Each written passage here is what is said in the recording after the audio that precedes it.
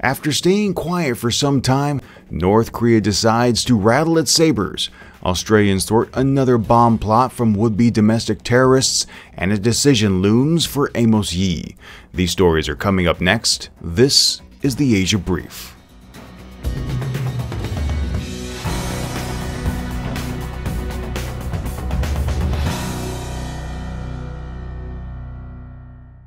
A very good Monday morning to you. It is the 11th of May 2015.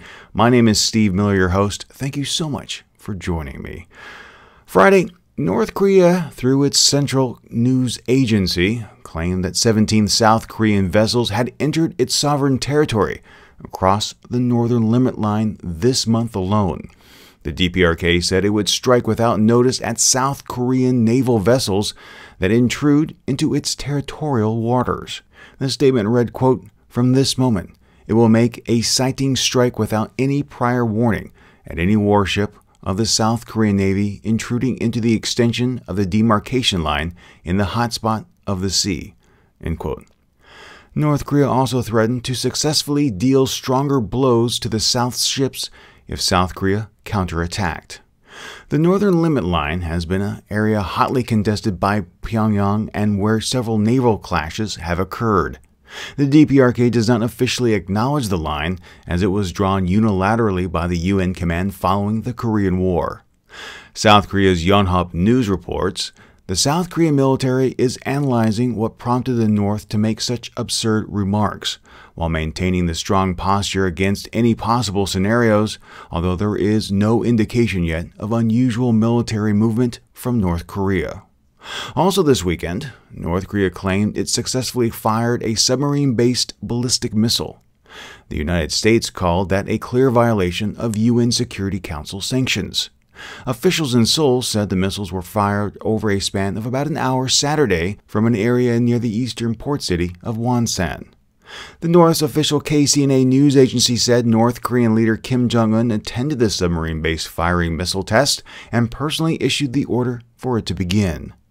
Kim said the launching was an eye-opening success and highly praised the scientists and technicians for having successfully perfected the technology of firing a ballistic missile from a submarine underwater. 38 North, the think tank operated by the U.S. Korea Institute at Johns Hopkins School of Advanced International Studies, said in January that such a capability posed a potential new threat to South Korea, Japan, and United States bases in East Asia, although experts say North Korea's submarines tend to be old and would be vulnerable to attack. Now, please keep in mind, it's unclear how much North Korea's missile program has actually advanced given their antiquated equipment. With both of these developments, it's also important to keep in mind that while the words from Pyongyang sound tough, they don't really change anything, at least for the moment. This is part of the typical North Korean rhetoric cycle. Melbourne Police arrested a 17-year-old, accusing him of plotting to detonate not one, but 3 homemade bombs.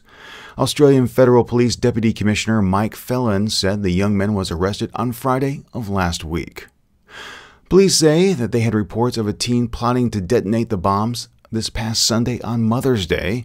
This marks the second serious bombing attack thwarted by Victoria and Federal Police in recent weeks, but police won't be naming the teen due to his age. That being said, it is said that the boy comes from a very loving family background. Phelan described the bombs as very rudimentary, with their destructive capability not yet determined. Prime Minister Tony Abbott said, "We know that we face a very serious terror threat. The tragic truth is that there are people amongst us, not very many it's true, but there are some people amongst us who would do us harm, and it's vital that our police and security agencies be given all the support and all the resources they need to do their job." Amos Yee, a 16-year-old video blogger based out of Singapore, will learn his fate on Tuesday. At the center of the case is an illustration he posted of 2 people having sex, on which he superimposed the images of Singapore's founding Prime Minister Lee Kuan Yew and former British Prime Minister Margaret Thatcher. Singapore's authorities say it was Yee's intent to hurt the feelings of Christians and smear the image of Lee Kuan Yew. The defense notes that not a single Christian has stepped forward to complain, and while the images may have been in poor taste, didn't violate the law. Human Rights Watch's Phil Robertson said, quote, "The reality is this trial is all about publicly punishing a dissident who dared besmirch the image of a recently passed leader and intimidating anyone else who might think of doing the same thing in the future. Singapore's charges against Yee run contrary to international human rights standards and are a dangerous affront to freedom of expression.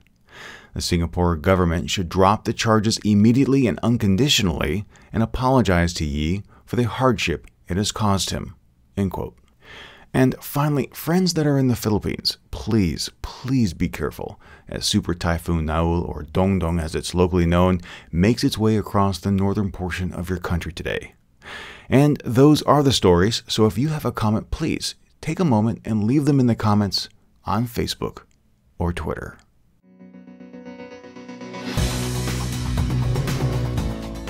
For more news from the region, please follow Asian News Weekly on Facebook or Twitter.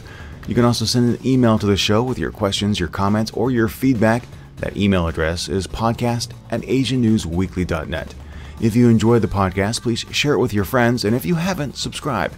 You can do it on our website, asiannewsweekly.net, or in your favorite podcast application like iTunes or Stitcher. That's it for me today. I'll see you tomorrow, but until then, my name is Steve Miller, reminding you to be true to yourself and to always be awesome.